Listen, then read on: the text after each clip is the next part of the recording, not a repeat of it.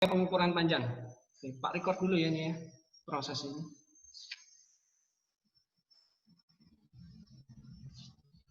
Oke, kita akan melakukan praktik tentang pengukuran panjang. Yang lebih kelihatan yang mana? Yang tulisannya Yosef Indrawaluyo atau yang lab? Dari tampilan Bapak.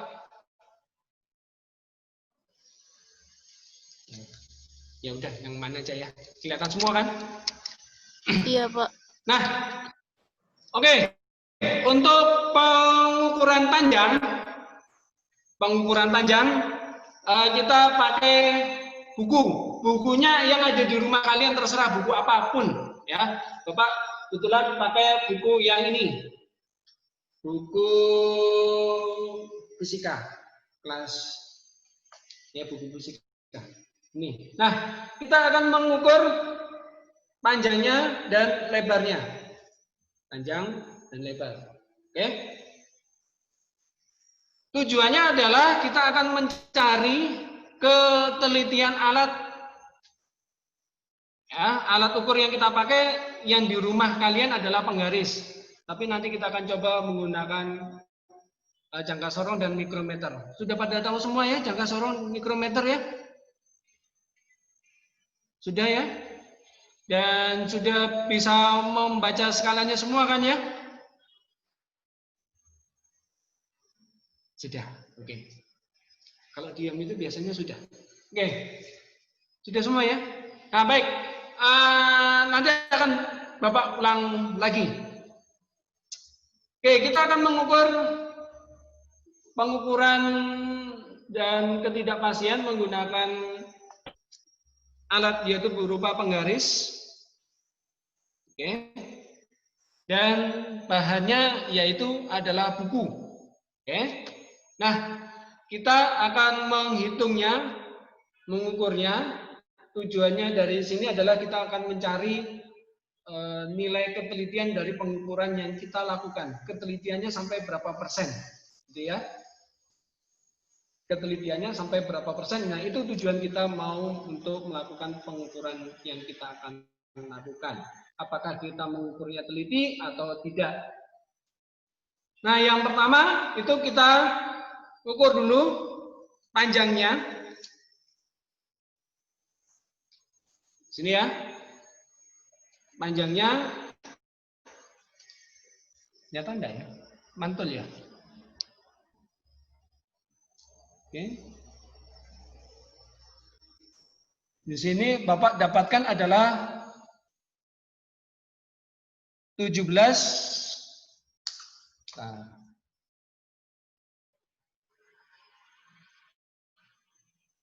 17,4. Kalau Bapak tuliskan di papan ini kelihatan enggak? P sama dengan enggak kelihatan ya? Kelihatan? Kelihatan? Kelihatan, Pak. Kelihatan. Kalau enggak Bapak buat lebih besar lagi. P kelihatan? Kebalik ya? Tidak, Pak. 17,4 cm. Oke ya, panjangnya ya. Nah, lebarnya sekarang. Kita hitung lebarnya.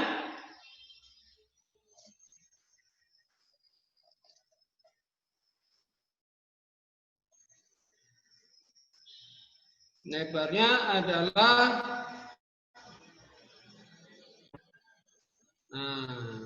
oke, 25, lebar 25,1 cm. Oke. Kelihatan ya di papan ya? Iya, Pak.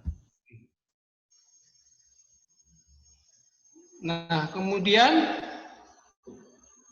setelah itu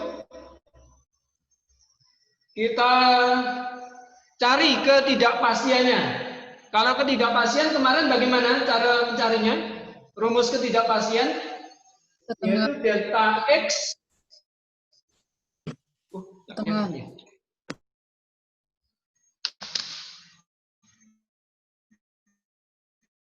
delta X adalah setengah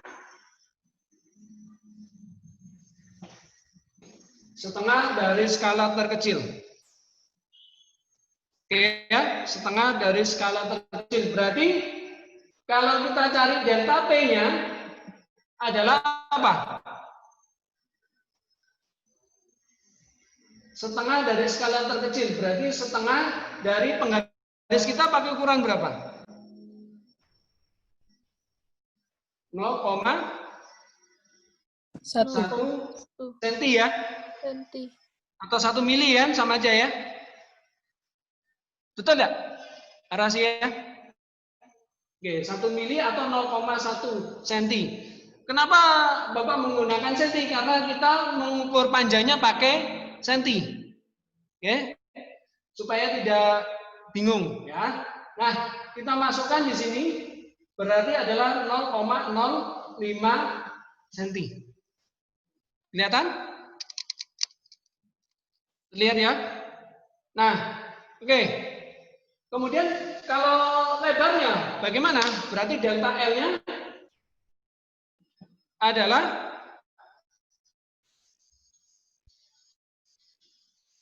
berapa? Skalanya juga sama ketidakpastiannya, yaitu 0,05 cm. Oke ya? Nah, kemudian kita mau mencari luas. Luas ini Bapak beri simbol A ya, area ya. Kalau pakai L, khawatirnya nanti sama dengan lebar. Oke, Bapak pakai A, area. Nah, area ini berarti rumusnya apa? Panjang kali lebar. Berarti 17,4 kali 5,1.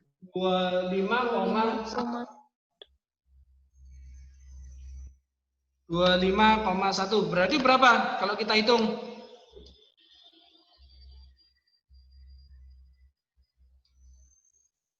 Berapa? 17,4 kali 25,1. Dapatkan berapa? 436,74. Berapa nilainya? 436,74. 436,74. Apa satuannya?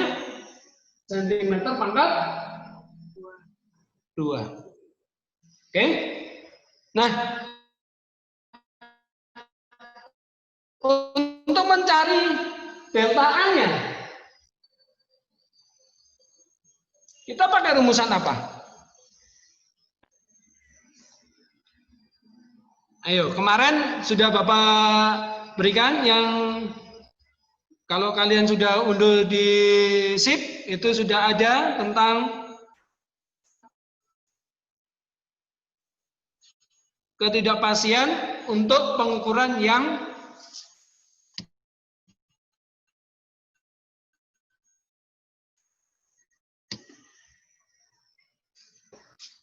apa rumusnya? Delta A per A sama dengan kita pakai yang ini ya. A sama dengan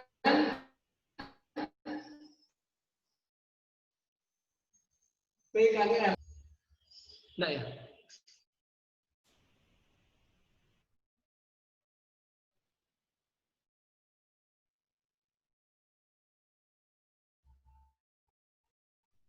Rumusannya adalah apa rumusannya? Delta A sama dengan harga mutlak delta X. X-nya ini berarti P ya. Berarti kita ganti menjadi P per P. Oke. kemudian ditambah delta L per L. Ingat rumusan yang ada di ketidakpastian besaran yang tidak diukur langsung. Itu rumusannya, kalau dari itu adalah delta Z per Z sama dengan delta X per X ditambah delta Y per Y. Kelihatan ini ya tulisannya ya? Semoga kelihatan.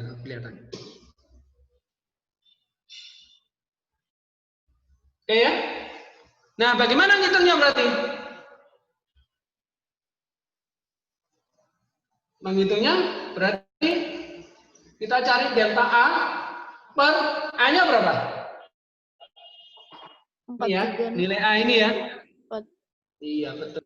436,74 sama dengan delta P-nya berapa? 0,05 cm.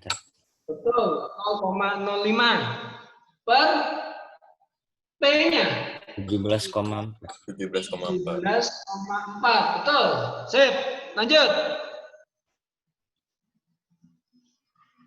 0,6 Ditambah 0,05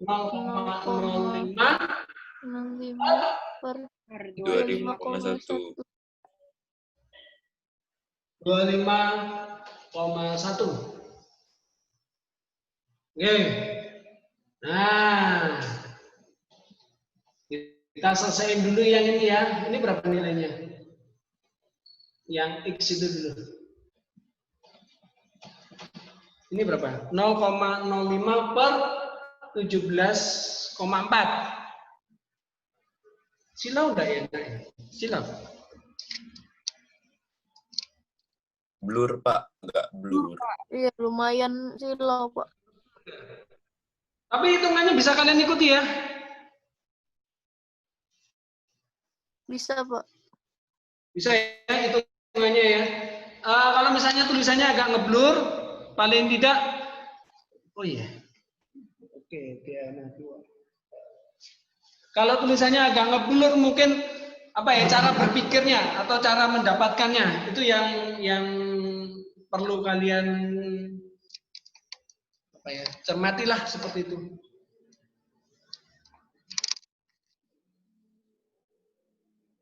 Oke, terus dapatnya berapa? Tolong yuk, ada yang hitung 0,05 yang ini ya. Ini kelihatan kan? 0,05 per 17,4.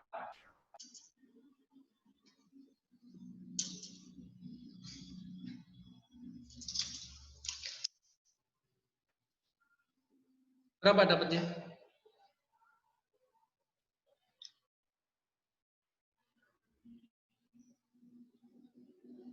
.05 dibagi 17,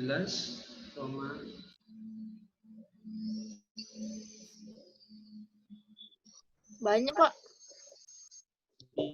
ya memang 0,00287356. berarti kita ambil dua angka di belakang koma yang itu ya. Berarti 0,0029 ya. Karena kita naikkan ke atas. Iya. Ya, 0,0082887. Nanti kita bulan. Oke, kemudian ditambah yang belakang.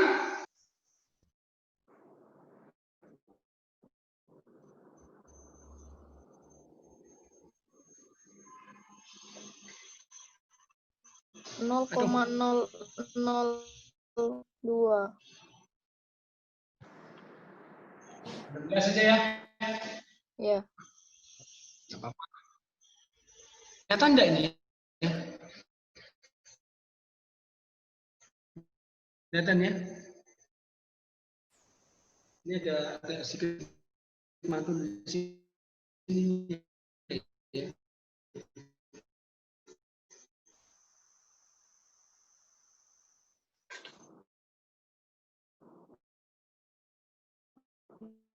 Ngeblur, Pak.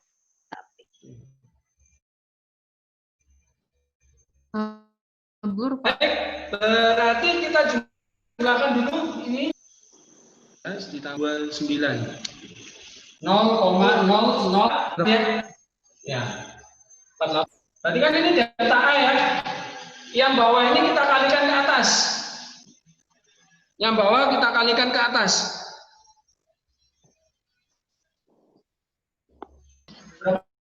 Berapa deltanya? 2,096.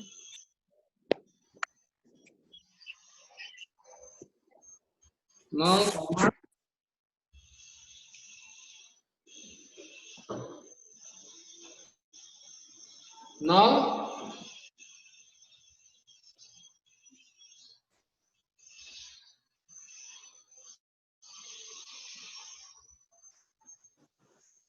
oh 2 ya. Kok 0 ya? 2, Pak. Berarti di sini 2,096. 0,096. Iya. Nah, ini adalah ketidakpastian relatif luas. Oke, ketidakpastian relatif luas. Itu ya, nilai delta A-nya atau delta Z-nya. Nah, lalu bagaimana kalau kita mau mengukur ketelitiannya?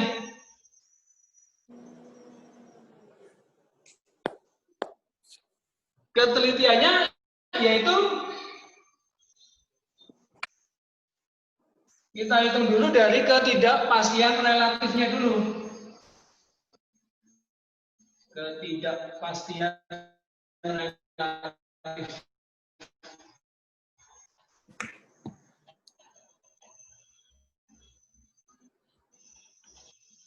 Delta A per A dikalikan 100%.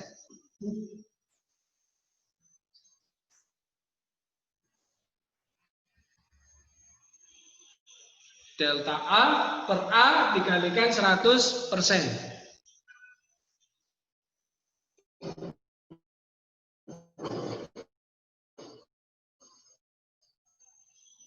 Nggak cukup ya layarnya.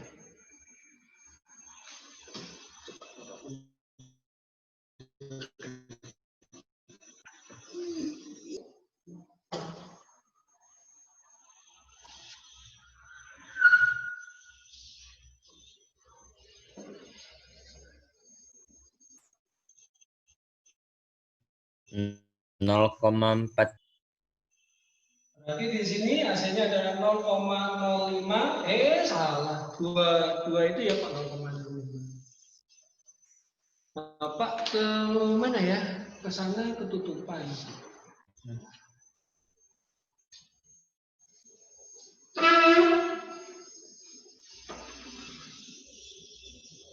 Oh, di sini masih kelihatan enggak? Bapak nulis.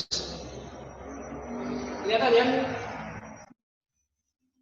Tidak kelihatan. Kabur ya? Alurnya ya paling enggak ya? Berarti di sini 2,096 per hanya adalah 437,74 kali 100%. Berarti berapa ketidakpastiannya?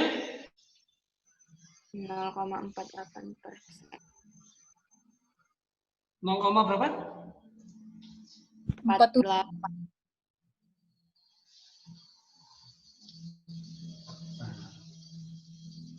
Suara kalian juga putus-putus ternyata.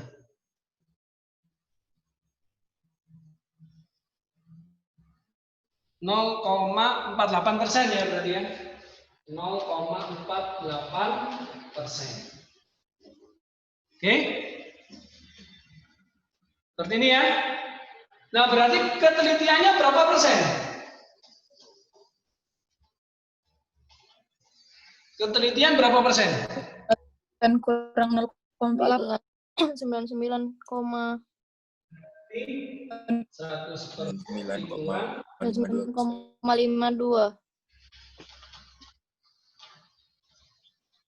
99,52. 52.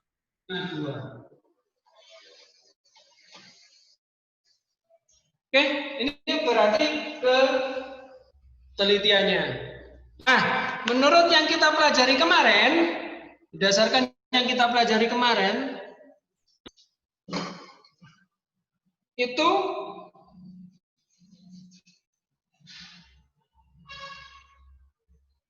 makin kecil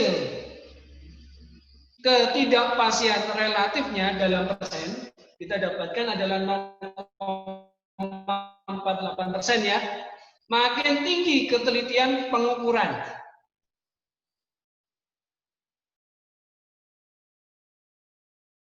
Berarti menurut kalian hasil pengukuran ini teliti atau tidak?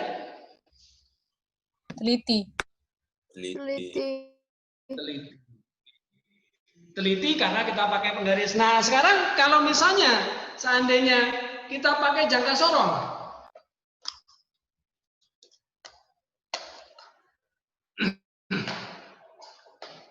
kemudian mikrometer nggak sampai ya, kayak jangka sorong nih Mas. Nah, kalau jangka sorong seperti ini, ya, sudah pernah pakai semua kan jangka sorong ya?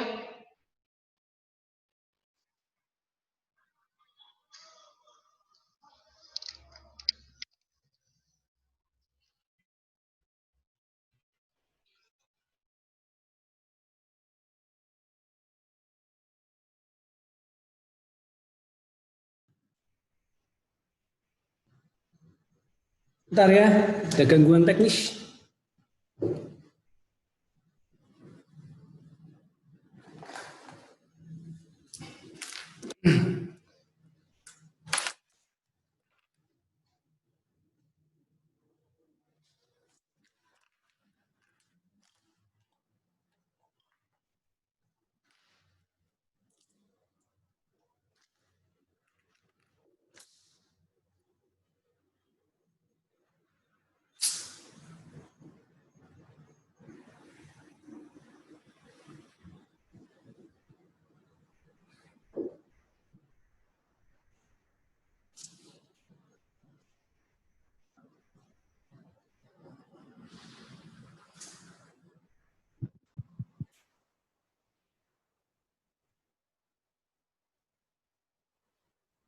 Cek, suara Bapak kedengaran?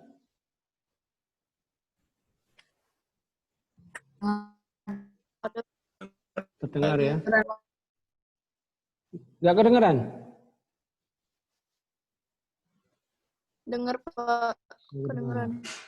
Oke.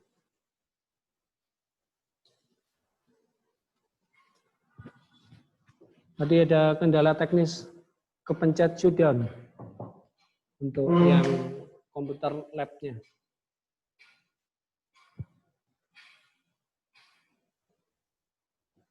Kemudian yang komputer satunya lagi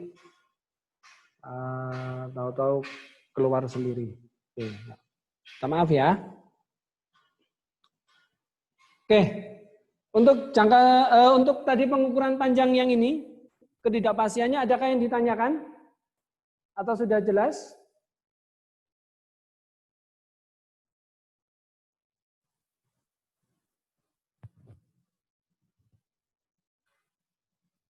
Adakah yang ditanyakan?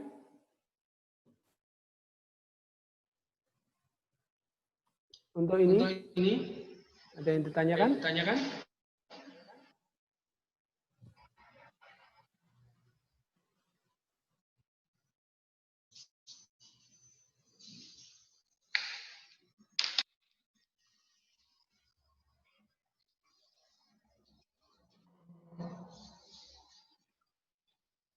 Pak, nggak Oke. kelihatan papan tulisnya, Pak. Ya. Kenapa? Papan tulisnya Nggak kelihatan ya? iya, belum.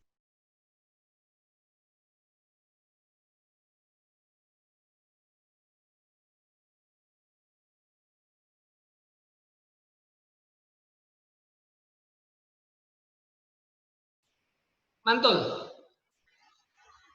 Kabur.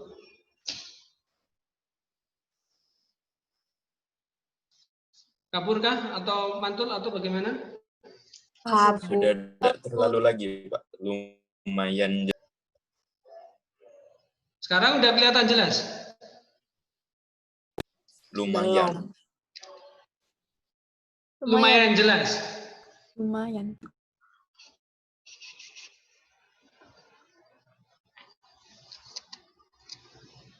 Yang gambar lab kelihatan? Yang atas nama lab ini? Kelihatan, Pak. Kelihatan ya? Semi-semi kabur. Ya, ini salah satu kendala di belajar seperti ini. Kalau Bapak pakai papan. Kalau Bapak pakai whiteboard yang bawaannya apa? Zoom itu bagaimana?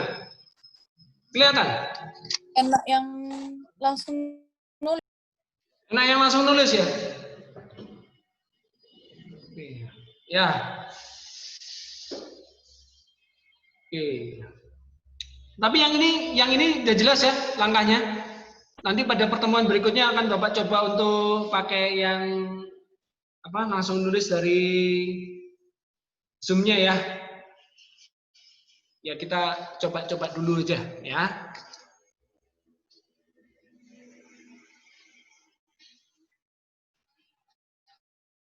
Oke. Kalau sudah jelas kerja siswa kalian nanti dalam pengerjaannya itu tidak usah menuliskan keseluruhan tentang itu judul, kemudian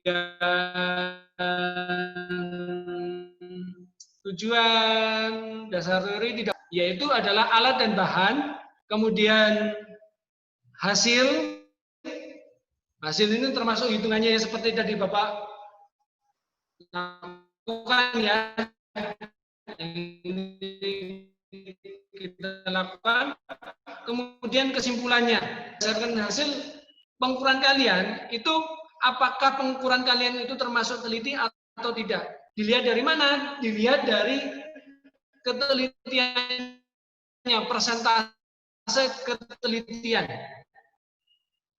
Kalau masih di 99% itu masih bisa dikatakan teliti. Kalau sudah 98 ke bawah ya sampai 95 itu berarti ada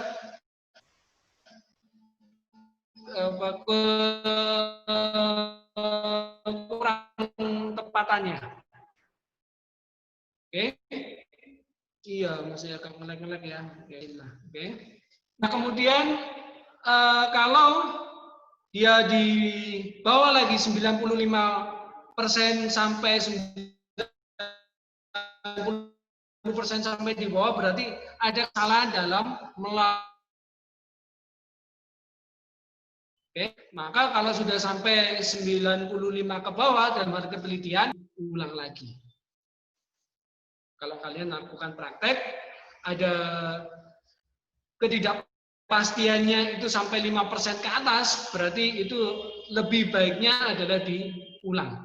Karena kemungkinan besar ada ketidaktelitian dalam pengukurannya itu sangat besar. Terus kemudian yang kedua bisa jadi dalam pengamatannya itu sudah salah variabelnya atau indikator yang diamatinya.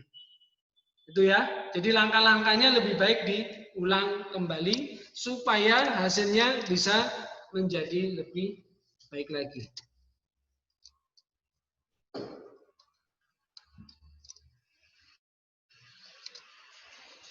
Oke? Dari sini adakah yang ditanyakan?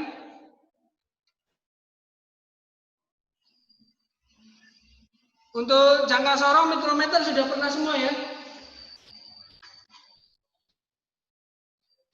Sudah pernah melakukan semua dan sudah pernah membaca skalanya dari jangka sorong dan mikrometer. Cara membaca skalanya sudah pernah ya? Jadi pada jangka sorong itu ada dua rahang, rahang bawah dan rahang atas. Ini rahang bawahnya dan ini adalah rahang atasnya. Oke? Kemudian yang sebelah sini, ini adalah ekornya. Ini adalah ekornya. Kalian lihat yang ini ya,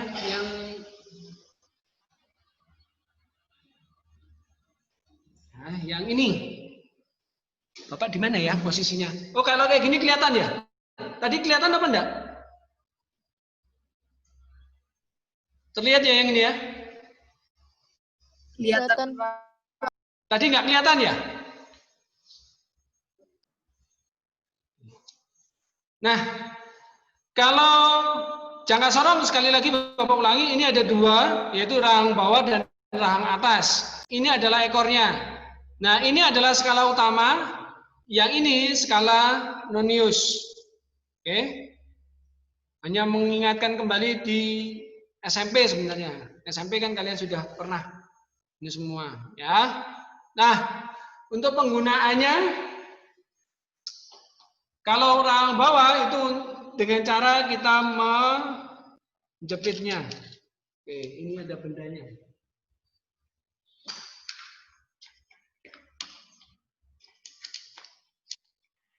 Oke, ini untuk rahang bawah seperti ini, ya. Nah, untuk rahang atas itu untuk mengukur diameter dalam. Di sini tidak ada pipa. Kalau ada nanti kita pakai. Oke, untuk rahang atas itu mengukur diameter dalam. Kalau yang ini ekornya itu untuk misalnya Bapak mau mengukur dalamnya tutup spidol ini. Nah, pakai ekornya ini.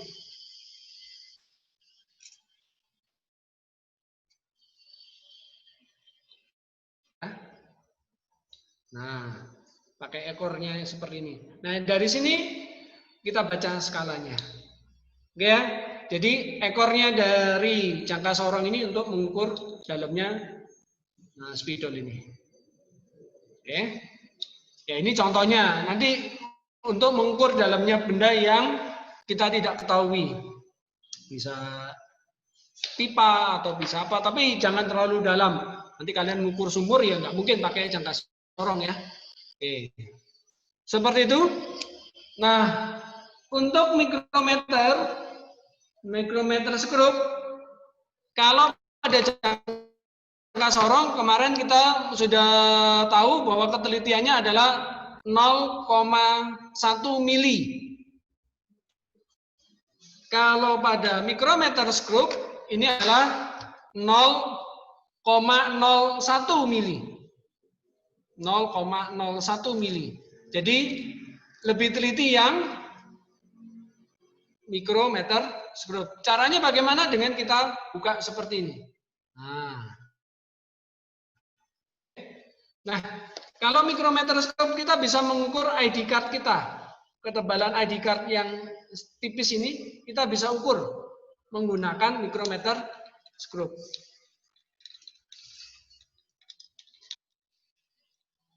Oke, nah dijepit seperti ini. Nah, kita bisa hitung. Oke, sangat tipis seperti ini kita bisa ukur. Berapa tebalnya? Ini terbaca itu adalah 0,5 skala utamanya. Kelihatan enggak?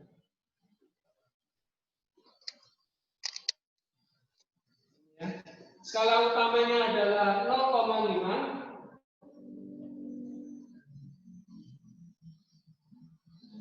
Milimeter. Oke, nggak kelihatan ya?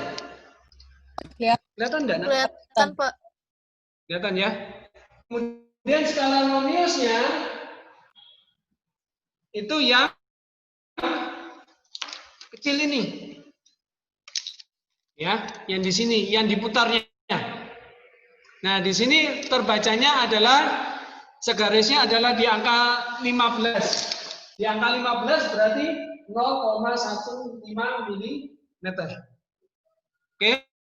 Baru setelah itu kita jumlahkan karena sama-sama milimeternya. Berarti kita dapatkan 0,165 mm.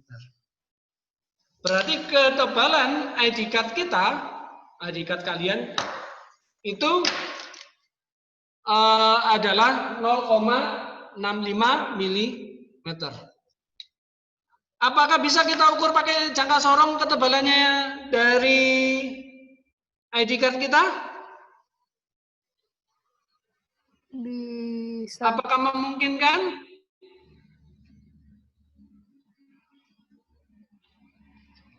Ya, bisa, tapi kita hanya dapatkan mungkin hanya 0,5 bergantung dari ketelitian kita, ya. Kita mungkin hanya bisa mendapatkan skala utamanya 0,5. Kenapa? Karena jangka sorong ketelitiannya hanya sampai 0,1 mm. Oke, yang lebih teliti yang ini. Yang mikrometer skrup. Oke, sudah jelas dari sini cara membaca untuk mikrometer skrupnya? Jelas, Pak. Jelas ya. Mikrometer skrup lebih sederhana karena kita membacanya sama-sama skalanya milimeter.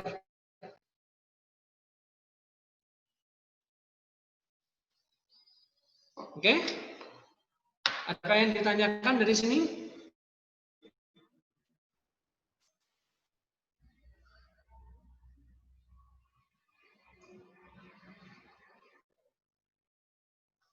Jadi nanti untuk tugas penugasannya, ya, yaitu kalian nanti mengukur buku ini. Sekali lagi Bapak ulangi, untuk penugasannya mengukur buku yang ada pada kalian, boleh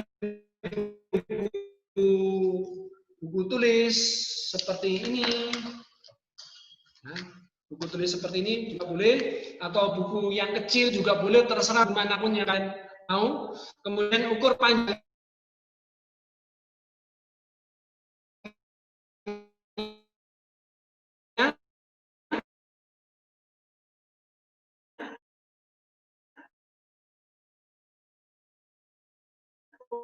lebarnya menggunakan garis kalian, kemudian ukur ketelitiannya berapa sekian. Itu cukup yang pertama, bahannya apa?